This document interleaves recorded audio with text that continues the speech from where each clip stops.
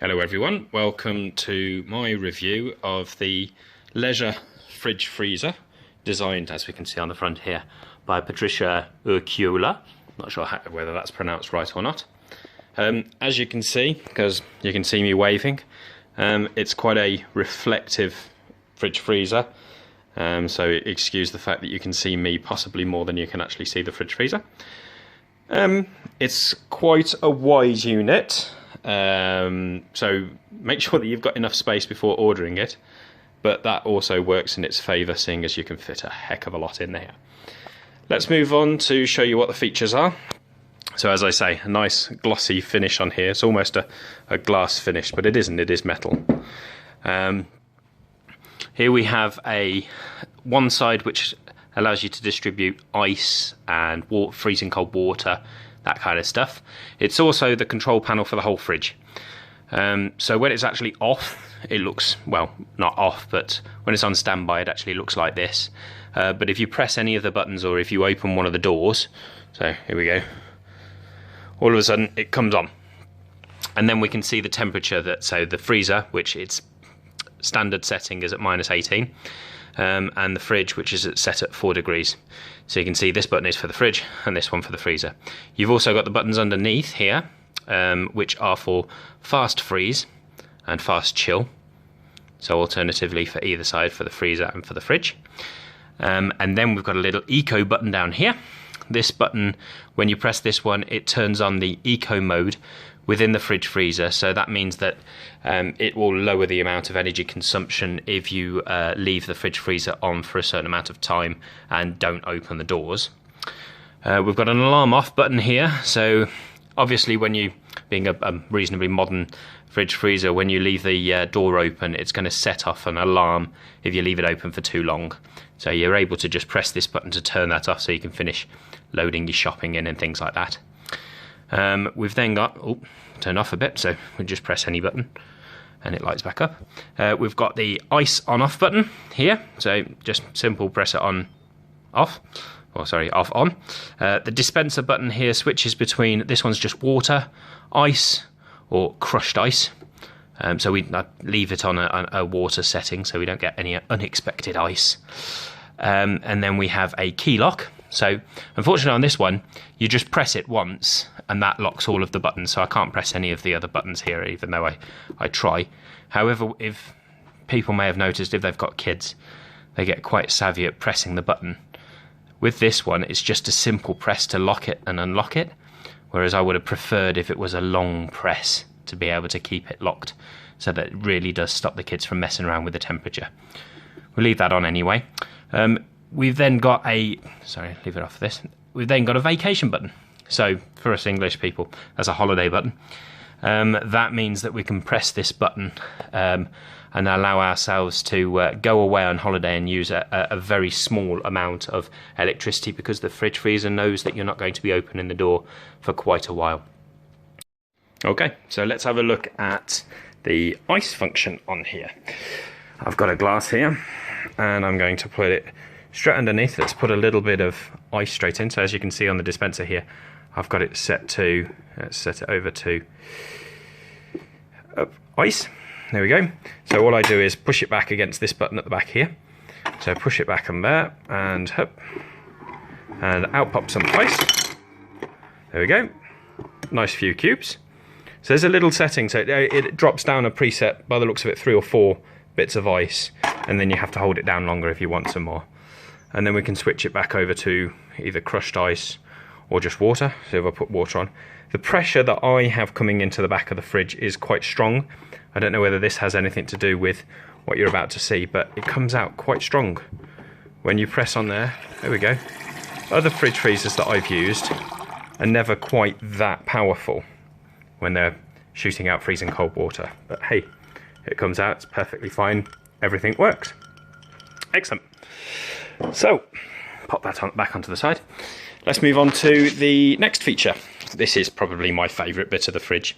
You can see from the front of this panel here, don't know whether you can actually get it from here, but this is highly reflective. This part here actually has kind of a few lines across it, like a straight look across it. which makes it look a little bit different, and it's also got the name down here for Patricia. So let's open it up. So you press in the middle and the top here, and it pops out, and as it does, it turns the light on inside. You can see all my foodstuffs.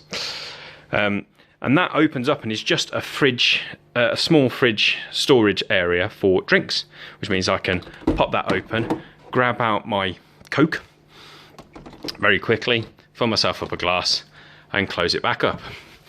As you saw just when I was trying to get things out, it's not the biggest of gaps, but it's still possible. It also avoids me having to open up the whole of the fridge and getting the whole thing warmed up. Okay, just pop that back over there. And let's move on to the inside of the fridge. So I open it up. Let's just show you this though. As I do open it up, just to give you a bit of a clue, the sizes that are given are basically to this end here. I'm not sure how well it shows on the video, but the side of this door actually comes out quite a bit further than the edge of the fridge. So you have to make sure that you take into account that distance. At its furthest point, I would say it's probably about another 2.5 centimetres away from the side of the door. So if you can get an additional 5 centimetres around your fridge, that would be absolutely perfect. Unless, like me, you're right in front of it. So as you can see with the work surface, it actually opens up around it. Okay, there we go. Let's have a look on the inside. So this being full height on the freezer, you can see there's absolutely tons of space. So in the door you've got 1, 2, 3 inside. You'll notice that I didn't point out this other part here, purely because that is the drinks compartment from the other side. So you see the hatch from the other side. If I reach my hand around, you can probably see, oh, there we go, we can open it up. So that one, for loading it up when you're doing the shopping, is just a simple case of pulling the latch there and loading it up. Or you can obviously load it up from the normal drink side.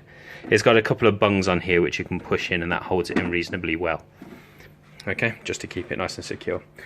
So this obviously, all your sauces and everything else like that, everything seems to fit in, and we've got loads of room compared to our previous fridge.